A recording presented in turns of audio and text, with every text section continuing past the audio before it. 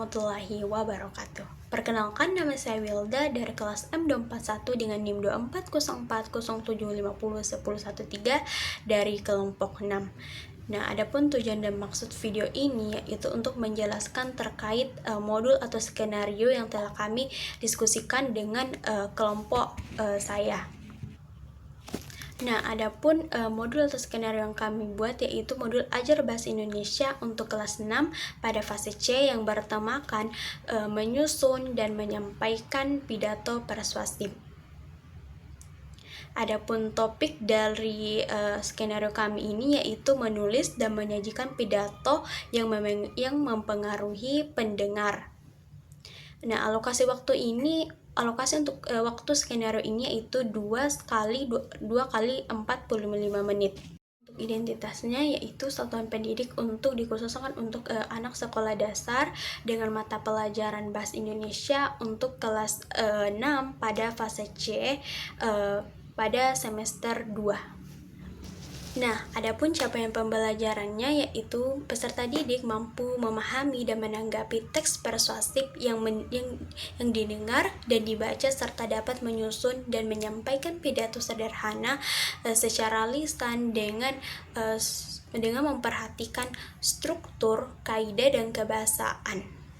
Nah, adapun model dan pendekatan yang digunakan pada pembelajaran kali ini yang pertama yaitu pendekatan dengan menggunakan pendekatan saintifik dan berbasis aktivitas, dan yang selanjutnya model yang digunakan yaitu Project Basic Learning atau PJBL, dan yang ketiga menggunakan metode diskusi, menulis, dan unjuk kerja atau presentasi pidato. Nah, tujuan pembelajarannya sendiri yang pertama itu setelah mengikuti pembelajaran, peserta didik diharapkan pertama itu mampu mengidentifikasi dan ciri-ciri dan tujuan pidato persuasif itu sendiri. Yang kedua yaitu mampu menentukan topik dan menyusun kerangka pidato, dan yang ketiga yaitu peserta didik diharapkan mampu menulis teks pidato dengan bahasa yang santun dan meyakinkan. Dan yang keempat, peserta didik diharapkan mampu menyampaikan pidato di depan kelas dengan percaya diri dengan intonasi yang tepat. Pun sarana dan prasarana yang dibutuhkan untuk pembelajaran ini yang pertama itu ada buku Bahasa Indonesia kelas 6, contoh teks pidato, lembar kerja peserta didik atau biasa disingkat dengan LKPD, dan kartu ide atau topik dengan kertas HPS atau alat tulis, dan mikrofon sederhana atau alat pengeras suara sederhana. Nah, yang selanjutnya yaitu kegiatan pembelajaran terbagi menjadi 3 poin. Yang pertama yaitu kegiatan pendahuluan, di mana yang pertama-tama yaitu guru membuka pembelajaran dengan salam dan doa bersama dengan peserta didik. Kemudian guru menanyakan pengalaman siswa apakah sudah pernah mendengar pidato misalnya pada upacara atau peringatan hari besar. Dan yang selanjutnya yaitu guru menjelaskan tujuan dari pembelajaran dan pentingnya dari kemampuan berbicara untuk meyakinkan seseorang. Selanjutnya yaitu kegiatan inti. Kegiatan inti ini menggunakan pendekatan Merdeka Belajar, yaitu ada eksplorasi, kolaborasi, dan refleksi. Yang pertama itu eksplorasi, di mana siswa disuruh untuk membaca contoh teks pidato bertema menjaga kebersihan sekolah. Selanjutnya guru dan siswa bersama-sama mengidentifikasi bagian dari pembuka, isi, dan penutup dari pidato itu sendiri. Selanjutnya guru di sini menjelaskan ciri bahasa persuasif seperti kata ajakan, kalimat positif, dan sopan.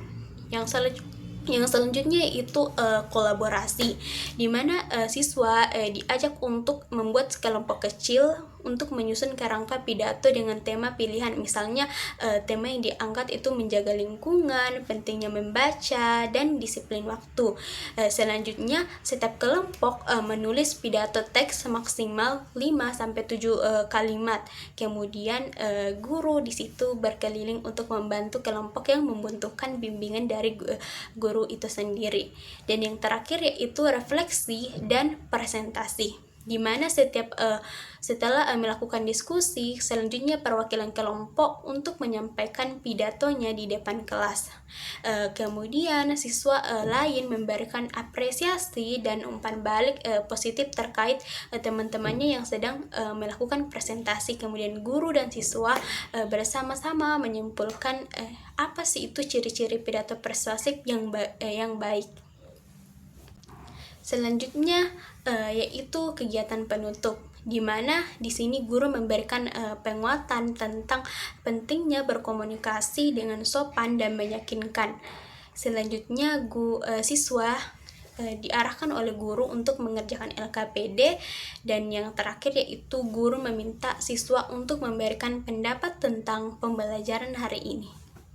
Setelah siswa-siswa sudah mengerjakan LKPD yang telah diberikan guru, selanjutnya diberikan pengayaan dan remedial kepada siswa-siswa. Pengayaan ini berupa di mana siswa yang sudah mampu membuat pidato diminta untuk menambahkan ajakan dan data pendukung. Sedangkan siswa yang remedial atau siswa yang masih kesulitan dalam menulis diberikan contoh kalimat ajakan dan panduan sederhana untuk menyusun pidato agar mempermudah peserta didik memahami pembelajaran yang telah diberikan. Nah, itulah pemaparan materi dari modul atau skenario pembelajaran yang dari hasil diskusi bersama kelompok kami. Kurang lebihnya mohon dimaafkan. Wassalamualaikum warahmatullahi wabarakatuh.